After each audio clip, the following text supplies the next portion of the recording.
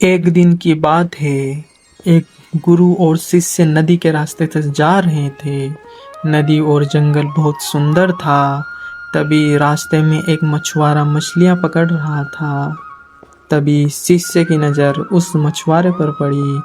मछुआरा मछलियां पकड़ पकड़ कर अपनी जाल से भर भर के बाहर डाल रहा था और मछलियां तड़प रही थी। तभी शिष्य ने सोचा कि इसके बारे में गुरुदेव से जानता हूँ। शिष्य ने गुरुदेव से पूछा, हे गुरुदेव, ये मछुआरा इतनी मछलियों की हत्या कर रहा है, तो इस पापी आत्मा को कौन सी सजा मिलेगी? गुरुदेव ने शिष्य की बात सुनकर शिष्य से कहा, बेटा, इसके बारे में बात में बताऊंगा, अब यहाँ से चलते हैं।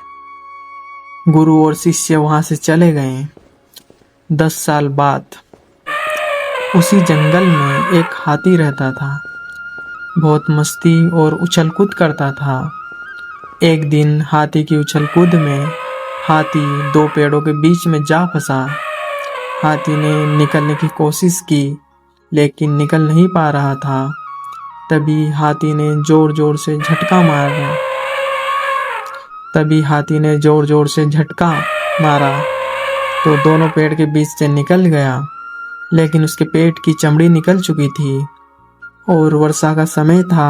वर्षा के कारण उसके घाव में बहुत सारे कीड़े पड़ गए थे। कुछ दिन बाद उसी शिष्य और गुरुदेव का रास्ते से जाना हुआ।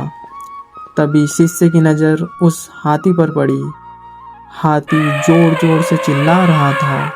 शिष्य ने ध्यान से देखा तो उसके शरीर पर घाव हो रखा था और उसमें बहुत सारे कीड़े पड़ चुके थे जो उसे खा रहे थे।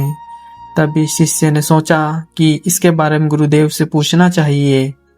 तभी शिष्य ने गुरुदेव से पूछा, हे गुरुदेव, ये हाथी कौन से पाप की सजा भोग रहा है जो इतना तड़प रहा है? गुरुदेव ने शिष्य से कहा, बेटा, 10 साल पहले एक मछुआरा नदी के किनारे मछलियां पकड़ रहा था, तो बेटा आपने मेरे से पूछा था कि इसको क्या सजा मिलेगी इस पाप की। तो बेटा, यह हाथी वही है। मछुआरे की मृत्यु के बाद इसको हाथी का जन्म मिला है और यह उसकी सजा भुगत रहा है। कबीर परमेश्वर जी कहते हैं कि जीव हिंसा नहीं करनी चाहिए अपने जीव के स्वाद में आकर, वरना सभी कर्म यही भोगने पड़ेंगे।